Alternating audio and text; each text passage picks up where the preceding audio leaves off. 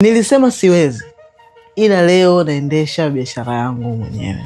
Watu wote ambao unawaangalia, watu tofauti tofauti unaoangalia kwenye social media au unatamani kuwaona wafanyabiashara wakubwa, wajasiriamali ambao wamefanikiwa, wote kichwani kwao walikuwa na statement hii: nilisema siwezi, ila leo naendesha biashara yangu au naendesha kampuni yangu mwenyewe. Ndoto yako ipo kiganjani mwako. Ndoto yako ya kuwa na kampuni au kuwa na biashara ipo kiganjani mwako. Haijalishi unafanya biashara wapi.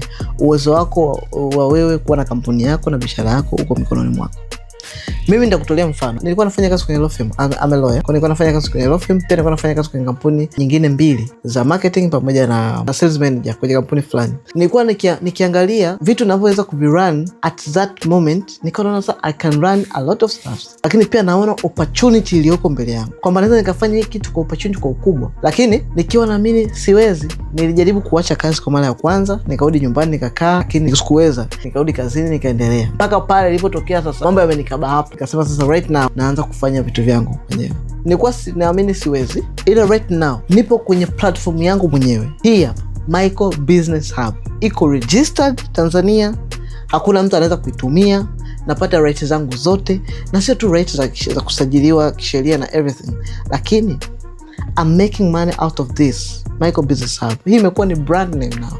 Ni brand Michael Business Hub. I'm making money a lot out of here, kuliko sehemu yoyote ambako nimewahi kupita kwa nafasi yoyote kokote kule, iwe ni ajira, iwe ni sehemu yoyote. Trust me, everything kipo mkononi mwako. Kwa nini usajili kampuni yako leo? Hauna sababu yoyote.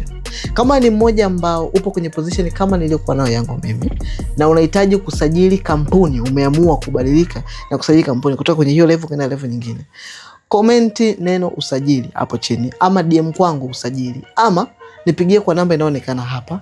Nitakufikia, nitakujibu na nitakusaidia kusajili kampuni yako kwa haraka zaidi. Usijiogope.